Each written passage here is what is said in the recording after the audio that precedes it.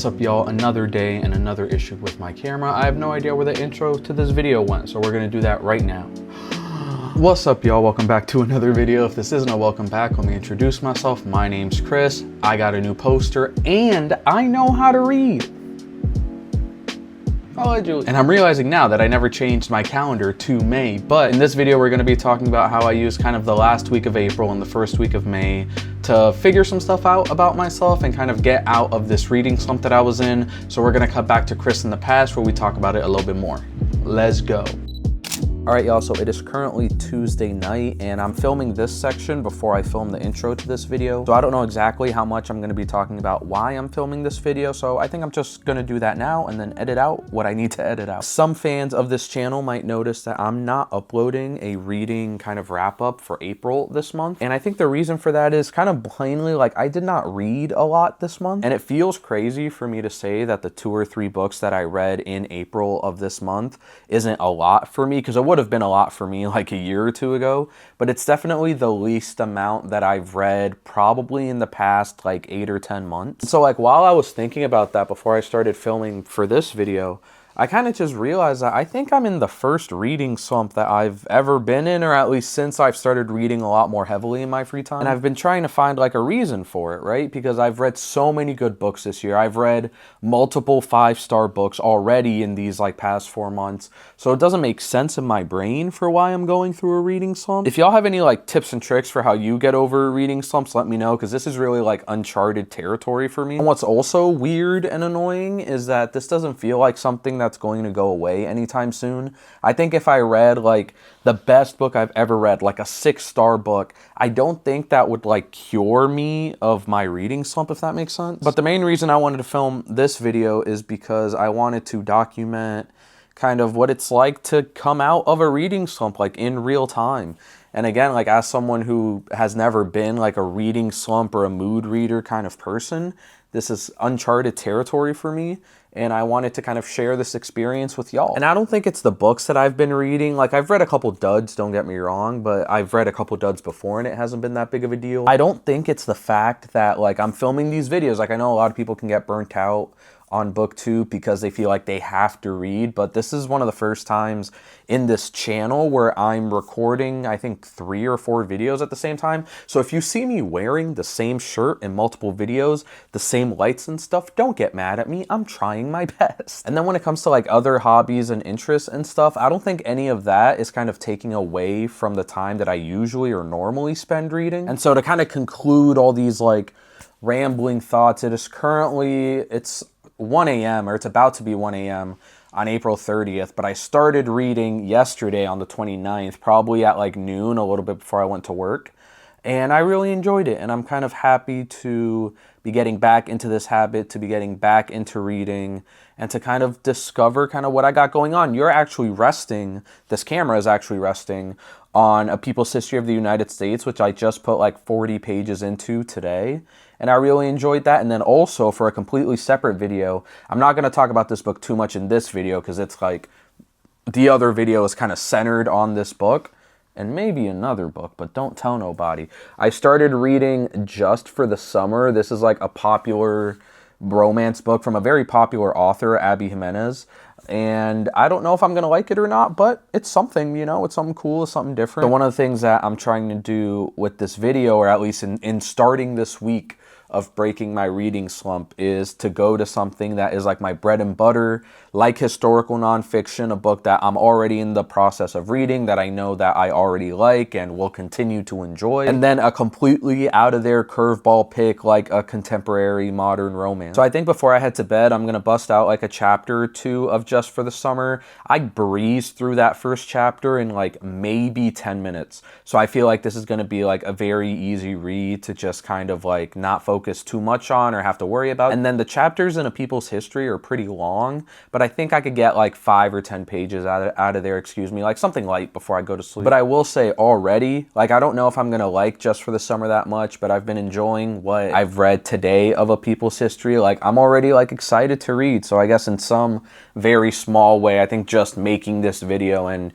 acknowledging that I'm in a reading slump and that I want to, and I'm trying to kind of break away from that, I think is like doing wonders in and of itself. So I'm going to shower and get ready for bed, get some books or some pages read at least, and then tomorrow morning I'll catch up with y'all when I'm able to find some time to read. All right, y'all, good morning. It is currently the next day. I think I made it to like chapter 6 of Just for the Summer before I passed out, but I didn't get any reading of The People's History done, which kind of bums me out. I read like 5 chapters of that book in what felt like 30 minutes, so I feel like it's definitely the type of book that you're going to be able to breeze through, and I'm trying to do that, but also trying to like maintain like respect for the book so I can make sure I can get like my thoughts and everything like that figured out. There is a Barnes and Noble here in this like shopping center area, but I don't know if they're gonna have like seating or anything like that, and I also don't know if they'll yell at me for sitting there and not buying anything. So I think that's the plan. I'm gonna get my groceries done, and then I'm gonna try and find somewhere to sit and read because the weather's nice, so it can be outside too.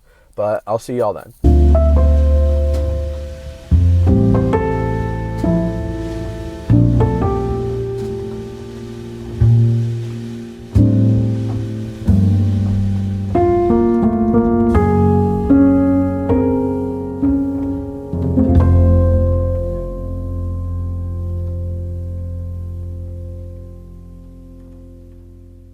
All right, y'all, so I made it back home. I got about maybe 20 or 25 pages of The People's History out of the way while I was at Barnes & Noble. And while I was a little sleepy because I didn't get a ton of sleep last night, I still got, like I said, about 20 pages done, so I'm pretty happy with that. I'll put it on screen right now, but I recently watched this video on how and why you should take notes on what you're reading. And I've been kind of going through like these books that I'm reading now with that mindset of like how the conversation that I want to have with the author, the conversation that I'm having with what the author's writing, whether I agree or disagree with them. And the reason I bring that up is because in A People's History, we're kind of going through the history right now of unions and of workers kind of fighting for their rights, either peacefully or violently, whether it's with textiles or miners or, you know, anything of the sort, just workers kind of realizing the power that they have over their industry, especially in the period that we're in now in the book, which is like 1850 to like 1910. One of the things I was thinking about while I was reading about how these like men and women are fighting for more pay and the 8-hour workday and stuff like that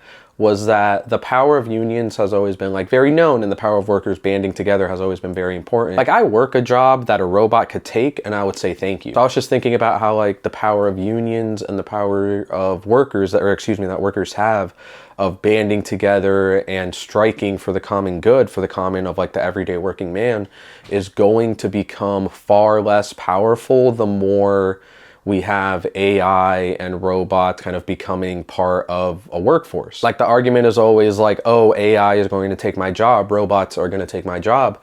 And that's obviously still like a very important argument. But in my head, like what I was thinking about was just like, hey, not only are they going to take our jobs, or not only is it going to take our jobs, but it's also going to take the power that we have in the workforce. So the more and more that we have these like non-human entities in the workforce, not only are they taking jobs that like the regular working class man or woman could do, but we're also losing the power that we have of regular working class men and women in striking and in joining unions, because the second that, you know, someone decides to strike is the second that like a robot or an AI model can take their place. So that's really scary, and that's just one of the things that I was thinking about while I was reading these 20 or 30 so pages of A People's History of the United States that I was able to read. But at least for the rest of the day, before I have to get ready for work, I have to do some laundry, my room is in a little bit of disarray, and I also have another video that I have to prep for and film. And I think I should be able to do all of that and have a little bit of time to spare. But I'll check in with you guys either when I'm done with everything that I just talked about, or at least after work, to kind of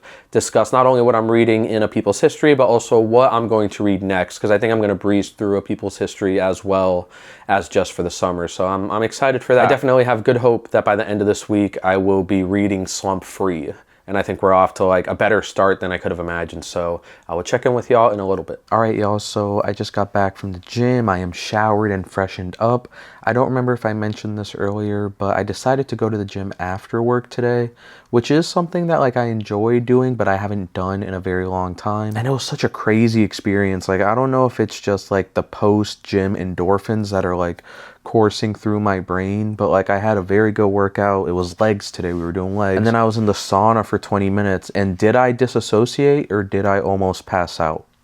who's to say, you know? But I feel really good, and I don't know if that feeling really good is going to translate into me reading a lot before I go to sleep, or me having like the best sleep in recent memory. I did my reading, or at least a little bit of reading, of A People's History this morning, and I think I'm gonna read Just for the Summer right now before I go to bed. But I am enjoying kind of this style that I'm doing that I haven't done before. But I really do like having kind of one book that's like a little bit more simple, a little bit easier to read. You don't have to work as hard to think about or to like understand the story that's going on. And another book, whether it's nonfiction or not, that is a little bit more like you have to think more about it. You have to maybe make some more connections. Like it's just a quote unquote more difficult read. And no disrespect to like romance fans or Abby Jimenez or Just for the Summer fans, because I am like somewhat enjoying my time with the book, but it definitely isn't like hard hitting journalism or historical nonfiction like A People's History is. But I am enjoying having like a little bit of a harder book and a little bit of a simpler book, because it makes the process of like jumping back and forth between books like a little easier. I feel like if I was reading like Dune at the same time that I was reading A People's History, it would be a lot more difficult for me to go back and forth between books, because I feel like they both require like a weird, like in a weird way, like an intensity when it comes to like acknowledging and making sure you're digesting like what you're reading. But with that in mind, I'm going to try and get some pages of Just for the Summer out of the way, because I can feel the melatonin like rushing into my head. So I want to make sure I get some reading done before I head to bed. But I feel like me wanting to fit reading in before I go to sleep, me trying to like cheat my body into like a few extra pages before I like get into slumber, I think is really cool. And I think it's like my brain is acknowledging the fact that I want to read, and my brain is acknowledging the fact that like I am trying to and wanting to fit reading into like these little crevices of free time that I have in my life. So that's really cool. And so I think, again, I don't know if it's the post-gym endorphins, but like I really am trying to read this week, and I'm really enjoying kind of the process that I'm going on. I got a couple granola bars that I'm going to snack on before I head to bed, and I'm going to try and read some pages of my little romance book, which is not something I thought I would ever say, but I'll catch up with y'all tomorrow morning. Peace. Hey y'all, so it's actually pretty late. I think it's like 2:45 in the morning right now, but I've started to go to the gym after work now, so that kind of ruins my sleep cycle a little bit, but I'm going to the gym and I feel like that's like the main priority. I initially wanted to film this to talk about what we've read so far, but even though it might be a few seconds for you, it's actually been a few days since I last updated you guys, and I feel like in a video that I'm probably going to title like my first reading slump or something like that, having a few days where I don't read, that's on brand, you know? And let me rephrase that, because I have read, I just haven't like filmed it. I have like an extra 100 pages of Just for the Summer, or I got an extra 100 pages out of the way, and I can't wait for this video to come out because I have thoughts. And I've also read like maybe 40 or 50 pages of A People's History, and I'm enjoying both of these books. Maybe A People's History a little bit more, but I'm enjoying both of these books overall. But in a video about my first reading slump, I also kind of wanted to talk about what led to me having this slump in the first place. And I know some people might think that this title is like clickbait or something like that. Like, how can you be going through your first reading slump after having a BookTube YouTube channel for almost like a year at this point? But it's true. Like, over the past like 9 or 10 months at this point that I've been making at least a video a week, I haven't really struggled with wanting to read. Through the highs and lows of my personal life, having books nearby me or books that I wanted to read kind of served as like a safe space, or like an escape from everything that I was going through in my life. And I can't even say that life is that bad for me life now. All things considered, life is really, really good. I got like 80 hours of Baldur's Gate with the boys. Like, that's not bad. But I think in times where like my life fluctuates between my mental and emotional capacity to exert myself, if that makes sense, I think reading is one of those things that I kind of put off to the side in order to devote like my mind space to something else. But I think whenever I'm in a spot, and again, my life's doing great, I don't want nobody to worry, I think when I get into spots where like I have to devote my mental and my emotional capacity to something else that isn't reading or any other hobbies that I have, for whatever reason, I feel like books are one of the things that I can put to the side for a little bit, and then I can always come back to them like when I'm in like a better headspace. I think that's what I love about physical books. Like, I know that I paid $22.99 at the Strand bookstore in New York City for this book, and no matter what happens, unless someone physically steals this from me, I'm gonna have this book for the rest of my life. And it's also why I'm very iffy on digital books, and I might make a video. I mean, there's been a bunch of videos on like the differences between physical and digital books and the benefits and cons to each of them. This digital book that I have on here, I either have to return to my local library, or Amazon can just decide, hey, we don't want to carry this book anymore. Whatever money you spent on it, too bad. I think I've mentioned this in previous videos, but when I first started reading Sherlock Holmes, I was in middle school. And the first thing that Sherlock Holmes talks about in that first novel, A Study in Scarlet, is how he treats his brain like an attic, right? How if someone has a very cluttered attic with a bunch of things that they may or may not need, there isn't room for the stuff that's like actually important and the stuff that you actually have to remember. If you want to talk about things in books that have had the biggest impact on my life, just that 3 or 4 sentence mention of how Sherlock Holmes treats his brain has impacted, honestly, how I live my entire life. And a bunch of research has obviously come out and proven that brains are not like attics. So whenever I'm going through like highs or lows in my life, I always try to make sure that like my mental attic has space for the things that matter. And obviously I'm not saying that books don't matter, right? But instead of having books like very proudly displayed in my mental attic, maybe they're just like in a box that I like push over to the side for a little bit until I deal with the problem at hand, and then we open that box and then we get going. I emphatically love reading, and I think this journey that I've been on in this past year has been so fun and so interesting, and it's like opened up a lot of doors for me. Like I went on a whole New York trip based purely on buying a bunch of books and then donating a bunch of money. Like that's so rad, and it's something I definitely wouldn't have done if I didn't pick up reading in like June or July of last year. I think having something that you can always come back to, that you know is always going to be there, that you know you can rely on, is like a beautiful, beautiful thing. Like I have that with my friends, with my roommate. I have that with family. I have that with like my vinyls, like my favorite albums, my favorite songs. And of course, like I have that with books. But I think being in a position to where I can put like all of my focus and all of my mental on the situation at hand, whatever that is, and then know that I have books to come back to, I think that's like a beautiful, wonderful thing. But for my situation specifically right now, I really do think that knowing that I have like a plethora of books that I've either read, I'm pointing it because that's where my bookcase is. Long story short, I think being in the position that I am, where I have a ton of books right now currently that I want to read, and then I also have access to a library, and you know, if money gets better, I can just buy a ton of books and read those. Being in a position to where I can put books aside for a little bit and focus on more serious or more pertinent like life matters, I think is a really beautiful thing. And knowing that I will always have books in my life, and I will always be able to read something or listen to a new album or watch a new movie or anything like that. And it shows that like life ain't that bad, you know? Like of course there's a bunch of terrible stuff going on, and we're doing everything we can to fix it, and like there's always going to be something to complain about. So even though I may or may not know how to read, and I sometimes spend days where I may or may not read in general, like I think it's fine, because I know that my books will always be there, and I know that the way my current life is going, I'll be able to read books in the future as well. So I know this YouTube video kind of started out as me trying to get out of the reading slump, and I know this conversation, this specific one, started out as me kind of explaining my reading slump, but I think that it's become a lot more than that, and I really like that. And I really think that over the past like week or so since I started filming this video, I've kind of come to better understand my relationship with reading, why I do it, and why there are times where I want to do it, and why there are times when I don't want to do it. And I think that's cool, and I think that's rad. So it is now about 3 a.m. I spent a lot of time filming this. I don't know how much of it is going to make the final cut, but I think I'm going to get into bed. I'm going to read as much as I can of A People's History before I fall asleep, and then I will check in with y'all probably tomorrow, maybe the day after, because I know I want to get a big chunk of Just for the Summer out of the way, so I want to be able to make sure I read that. And I know what you're saying, Chris, you can read more than one book at once. You can read more than 2 books at once. Yeah? Well, I may or may not know how to read. What do you have in response to that? All right, y'all, I have a different shirt on. I think the lighting's a little different. I'm hoping you could tell it's a different day.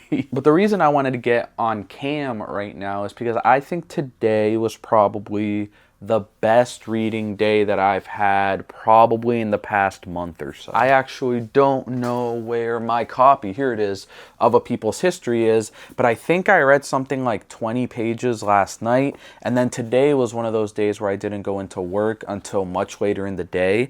So I think I probably spent like 3 or 4 hours reading this book before I went into work. I think 3 or 4 hours might be a little bit of an overstatement, but I got from page 281 all the way until page 367. So I am a little bit more than halfway through the book at this point, maybe exactly halfway. And I don't know what it was, man. Maybe it was that I left off yesterday on such a high note reading. And I think after talking with y'all on kind of why I was in my reading slump in the first place, that gave me kind of a better mindset on how I could approach why I was in the slump and how I could get out of it. I think one of the best things that happened was, as much as I am enjoying this book, I did get onto a different chapter. So while it felt like the chapter that we spent a lot of time on was, I think, chapter 11, excuse me, which was called Robber Barons and Rebels in A People's History, which was kind of this entire like breakdown on workers' unions and workers' rights and all of these like revolutions and protests and strikes and wars and battles that were fought in order for different classes, different people to have rights as employees, as workers in America. And obviously that's really cool and really important, but I think my reading slump happened when I was in the middle of this chapter. So every page, even though it was cool and interesting, and I definitely waited too long, but I started highlighting some stuff in this chapter as well. It kind of just felt like a slog to get through. Like each page felt like a challenge. But once I reached page 296 and we started talking about this newfound America's like obsession with expansion overseas, whether that's to Europe or to like Eastern Asia or to the islands in the Caribbean, like just getting onto a new subject matter like revitalized my want to read this book. So I don't even think like that section of the book that kind of started my reading slump was bad in any way, but getting out of that kind of subject matter and learning more and kind of developing on this like natural path of history that we've been on already in the first 10 or so chapters of this book was like a refreshing. It was like when you hit a checkpoint in a video game. It's like I enjoyed what happened before, but I'm happy that I'm here right now and I got a whole lot more ahead of me. So from the chapter on unions and workers' rights, we move on to this newfound like love and admiration for expansion, not even really by like the common man, but kind of like the capitalist overlords of America at this time. And then from these chapters, we move on to a chapter called The Socialist Challenge. And one of the things I like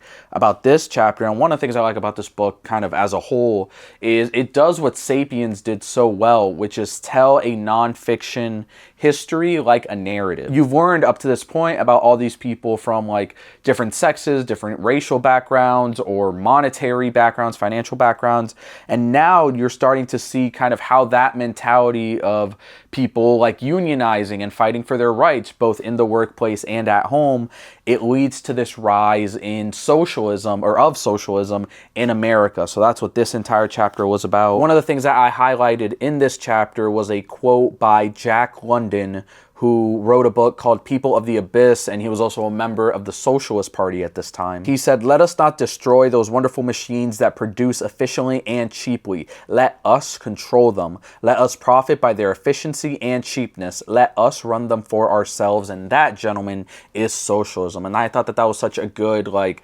summary of everything that all these socialists were fighting for at this time. And one of the things that I forget about a lot, and I don't know if this happens to y'all as well, but when you hear about these like famous historical figures, you hear of them like in a singular way, right? Like it is them, like you are learning about this person and their life. But you also have to remember that these people were alive during the times that a bunch of other stuff was going on. And after a bunch of battles with Spain and the Spanish-American War, President McKinley signs a peace treaty with Spain that involves officially turning over to the United States Guam, Puerto Rico, and the Philippines for a payment of $20 million.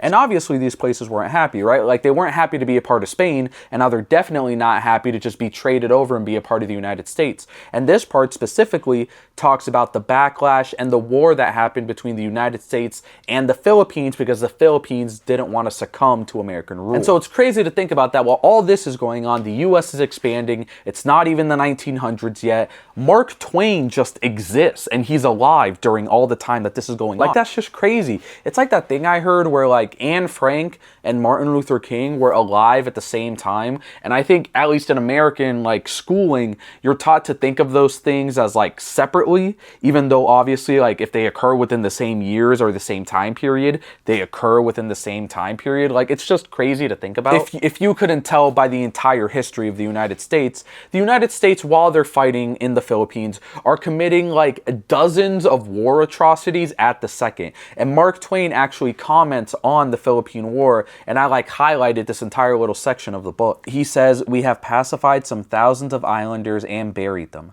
destroyed their fields, burned their villages, and turned their widows and orphans out of doors, furnished heartbreaks by exile to some dozens of disagreeable patriots, subjugated the remaining 10 millions by benevolent assimilation, which is the pious new name of the musket.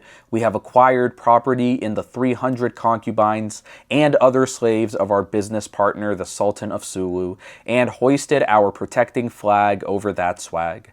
And so, by these providences of God, and the phrase is the government's not mine, we are a world power." Instead of learning about history from like a majority of powerful people looking down and seeing what they're doing and how they react to things, in this book you're learning about history from the regular person looking up and seeing what is happening to them that they very often don't have like a choice or any sort of power in. And I think that that's one of the main reasons that this book was on my TBR or my to buy list, or however you want to call it, for so long, because I knew I was going to enjoy this. And now like I'm just very happy that like I got to a good point in the book, and also like mentally and emotionally I'm hitting my stride and I'm getting back into reading a little bit more like on a daily basis. In the past few days I've torn through this book. I've probably read like 100 pages of like very small text historical nonfiction in the past few days, and even though it's a genre and a subject matter that I find really interesting, that's still a lot. And like honestly, I'm proud of myself. Y'all don't have to be proud of me. That's okay if you don't want to be. That's fine. But I'm proud of me. And that's what matters. And initially, like I had planned on recording a little bit more. I think I might have said it earlier in the video that my goal was to finish this book. I realize now that I took the bookmark out of the book. I guess I gotta start over. But I'm realizing now that I think I can officially say the reading slump is over. And I think that's so weird. Not weird in the sense that the reading slump is over. Like, even when we talked about it earlier, like I knew that this was just like a temporary thing. And in reality, there was no pressure for me to come back to reading if I didn't want to read like today or tomorrow or the next day. But I don't want to take moments like these for granted. You know, it's very easy for me to just, you know, keep on reading and like forget that I was even in a reading slump in the first place. But I think I always try to focus on like the bright side of things, as corny as that sounds. And I really do think that in order to have like good times in life and for things to be good, you also have to acknowledge when things aren't going so great and when things aren't going so hot. So acknowledging that my reading slump is over, I think is incredibly important for me personally, for my mental, and knowing that like I went through a time and a period where my reading wasn't doing so hot, where I wasn't reading so much. And I came to terms with the fact that that is perfectly okay. And that's perfectly fine to not want to do something for a little bit and make sure that more like pressing matters are taken care of. And then the awesome thing, like I said, the awesome thing about physical books is that they're going to be there for me when I get back. So there's like also no pressure in me making sure, or no time limit in me making sure that, you know, my life and my mental and my emotional are taken care of before I start reading some cool stuff about American history or some cool stuff about a woman who can't make up her damn mind. But, you know, well, that's a different video. Loving reading and being in a reading slump sucks. And I hope that if y'all are in reading slumps, you can get out of one pretty soon. Make sure you're taken care of. Make sure your family's taken care of. Your mental, emotional, physical are taken care of. And then you can get back to reading. Because at the end of the day, like I said, your books are going to be there waiting for you. So no pressure, no rush. Take care of you. And then you can get back to your like smutty alien sci-fi fantasy fanfic, you know? I think that's where we're gonna end today's video. I wanted to record my process of kind of acknowledging the fact that I'm in a reading slump, talking my way through it, reading a little bit of my way through it, and then hopefully getting out of it. And I think we accomplished that. And I can honestly say that by making this video, kind of my relationship, or at least my understanding about my relationship with books and with reading and with literature is a lot stronger.